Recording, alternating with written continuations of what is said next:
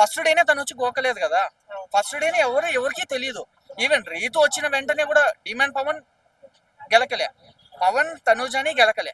So తను చెప్పినట్టు ఏమంటే ఓకే వెళ్ళాడు, ఒక కంఫర్ట్ జోన్ ఏర్పడింది. సో కంఫర్ట్ జోన్ లోనే మనం ఫ్రీగా మాట్లాడగలుగుతాం. ఎవరితో అయితే ఈవెన్ ఫ్రెండ్ అబ్బాయి అయినా అమ్మాయి అయినా మనకి ఎప్పుడైతే కంఫర్ట్ జోన్ ఉంటుందో వాళ్ళతోనే మనం స్పెండ్ చేయడానికి ట్రై చేస్తాం.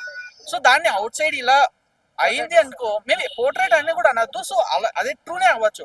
సో తనకి ఏమో మేబీ క్రష్ అయ్యి ఉండొచ్చు, దాన్ని గోకడం అని అనకూడదు. అన్న వాళ్ళ గురించి ఎంటైర్ 2 స్టేట్స్ మనకు తెలుసు. మాట్లాడుకున్న విషయం ఇద్దరు మాట్లాడారు అక్కడ.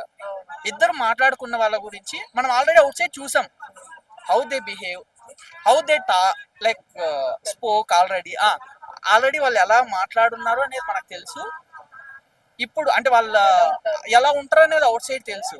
అలాంటి వాళ్ళు వచ్చి అదేదో సామెత ఉంది కదా, డాష్ వచ్చి పరమాణం ఉండేది తెల్లారులు చల్లారలేదు అన్నట్టు, అలా ఉంది వాళ్ళు మాట్లాడుకునే దాని గురించి.